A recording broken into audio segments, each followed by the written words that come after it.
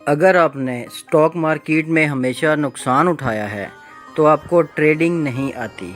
So after watching this video you will start making money, क्योंकि इस video में मैं आपको स्टॉक ट्रेडिंग का कंप्लीट प्रोसीजर सिखाऊंगा और इंशाल्लाह आप भी स्टॉक मार्केट से पैसा कमाना सीख जाएंगे, चाहे आप नए हों या पुराने। और मेरी कोशिश होगी कि टेक्निकल या मुश्किल अल्फाज के बजाय इंतहाई आसान अल्फाज में आपको ये सारा प्रोसीजर सिखाऊं। क्वेश्चन ये है कि स्मॉल इन्वेस्टर्स हमेशा नुकसान ही क्यों उठाते हैं। वन बिग रीज़न कि उन्हें ट्रेडिंग नहीं आती। जब मार्केट बढ़ रही हो तब आप बाय कर लेते हैं और जब मार्केट गिर रही हो तो आप डर के मारे बेच कर निकल जाते हैं, हालांकि कोशिश आपकी मार्केट को बीट करने की होती है। एक बात अच्छी तरह समझ लें कि मार्केट को कोई बीट नहीं कर सकता।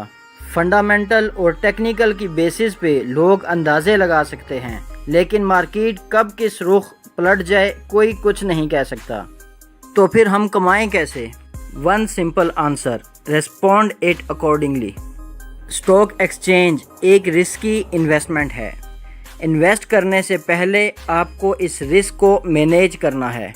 अगर आपके पास 5 लाख हैं तो आपने सारे पैसे एक स्टॉक में नहीं डाल देने। आप 1-1 लाख करके 5 कंपनीज या 50,000 करके 10 कंपनीज में तकसीम कर सकते हैं। अब सवाल बनता है किन कंपनीज में इन्वेस्ट करें। ट्रेडिंग के लिए वो कंपनीज जिनका वॉल्यूम ज़्यादा है, जिनकी रेंज बाउंड फ्लक्चुएशन ज़्यादा है और अगर ये फंडामेंटली स्ट्रॉन्ग भी हों तो बहुत अच्छा हो जाएगा। मिसाल के तौर पे पाकिस्तान रिफाइनरीज लिमिटेड का ट्रेड वॉल्यूम बहुत ज़्यादा है और इसकी ट्रेडिंग रेंज 15 रुपये से 20 रुपये के दरमियान है, जो बहुत जल्दी बहुत क्विकली फ्लक्चुएट करती रहती है। एक और example the serial company limited है, जो फार्मास्यूटिकल कंपनी है। इसका ट्रेड वॉल्यूम तो कम है लेकिन फंडामेंटली बहुत स्ट्रॉन्ग है। ये डिविडेंड के साथ बोनस शेयर भी देती रहती है और आजकल इसकी ट्रेडिंग रेंज 96 रुपीज़ से 108 रुपीज़ के दरमियान है और इस शेयर की प्राइस में भी फ्लक्चुएशन बहुत तेज़ होती है। सो इस तरह के 5 या 10 शेयर्स आपने सेलेक्ट कर लेने हैं जिनमें आप ट्रेड करेंगे। इस तरीके से आपने रिस्क फैक्टर को मुख्तलिफ सेक्टर्स के अंदर तकसीम कर दिया है, मुख्तलिफ कंपनीज़ में तकसीम कर दिया है। अगर एक सेक्टर एक कंपनी नीचे भी जाती है तो बाकी सेक्टर से आप बाकी कंपनी से प्रॉफिट ले सकते हैं। अब वक्त आ गया है कि आपकी ट्रेड एग्जीक्यूट की जाए। फॉर एग्ज़ाम्पल, आप एक कंपनी के 1000 शेयर्स परचेज़ करते हैं जिसकी वैल्यू 10 रुपीज़ पर शेयर है। शेयर की वैल्यू कुछ भी हो सकती है, लेकिन एक सिंपल एग्जांपल के तौर पे आपको समझा रहा हूँ, तो हम सारे डिजिट सिंपल लेंगे। तो इस केस में आपकी टोटल इन्वेस्टमेंट इस कंपनी में 10,000 रुपये की हुई। अब यहाँ से ये शेयर ऊपर भी जा सकता है, नीचे भी आ सकता है। अगर यहाँ से नीचे आता है तो आपने सेकंड जो 10,000 रखे होंगे 5% डिक्लाइन पे आपको इंजेक्ट करने होंगे वो।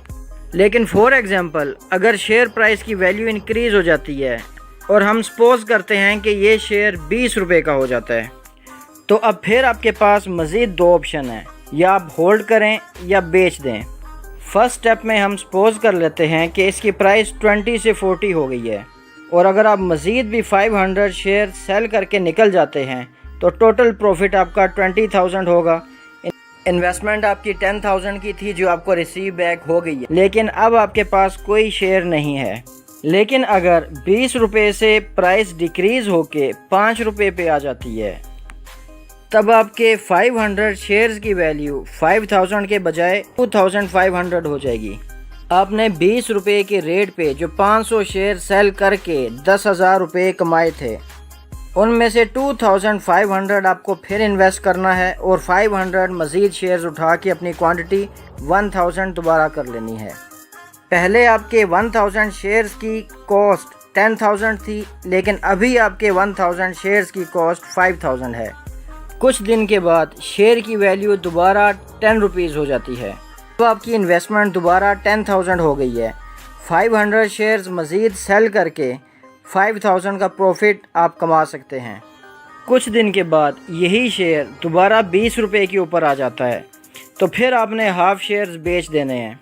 आपकी इन्वेस्टमेंट की वैल्यू 10,000 ही रहेगी, लेकिन क्वांटिटी आपकी 250 हो जाएगी और प्रॉफिट आपका 5,000 का अलग हो गया।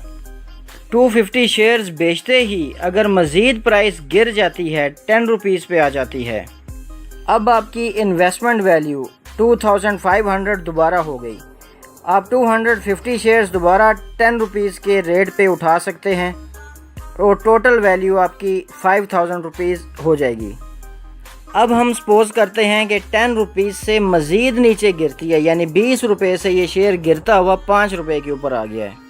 अब आपकी इन्वेस्टमेंट वैल्यू दोबारा 2,500 हो गई है और मज़ीद 500 शेयर्स परचेज़ करके आप अपनी इन्वेस्टमेंट वैल्यू 5,000 कर सकते हैं। 1,000 शेयर्स आपके पास हो जाएंगे। अब इस लेवल से ये शेयर दोबारा ऊपर भी जा सकता है, नीचे भी आ सकता है, लेकिन ये बॉटम एक लिहाज से लग चुका है तो ज़्यादा चांसेस ऊपर जाने के ही होंगे। लेकिन ये बात याद रखें कि अभी तक आपकी शेयर इन्वेस्टमेंट बिल्कुल फ्री हो चुकी होगी, यानी कि आपने जितने पैसे लगाए थे वो सारे पैसे प्रॉफिट की शक्ल में आप वापस ले चुके हैं और आपकी इन्वेस्टमेंट कॉस्ट कम होते होते ख़त्म हो गई है। इस प्रोसीजर में चाहे शेयर की वैल्यू इंक्रीज़ हो या डिक्रीज़ हो, आपको टेंशन नहीं है, आपके लिए सिर्फ अपॉर्चुनिटी है। इंक्रीज़ होती है आप उसे बेच के फिर लो का इंतज़ार कर सकते हैं। अगर लो होती है तो मज़ीद जिन पैसों पे आपने बेचा था या जो पैसे आपने सेकंड स्टेप के लिए रखे थे उनको मज़ीद इन्वेस्ट करके शेयर्स उठा सकते हैं और इस तरह कंटिन्यूसली इस शेयर के अंदर ट्रेड कर सकते हैं। जहां ये एक शेयर के अंदर आपकी ट्रेडिंग चल रही होगी वहां पर मज़ीद बाकी 5 से 10 शेयर्स भी होंगे। तमाम शेयर्स बारी बारी आपको अप एंड डाउन होकर मौका देते रहेंगे कि आप टाइमली इनके अंदर से पैसा निकालते रहें और टाइमली इनके अंदर पैसा लगाते रहें। इस तरीके से मार्केट गिरने पे भी आपका फ़ायदा है और मार्केट चढ़ने पे भी आपका फ़ायदा है।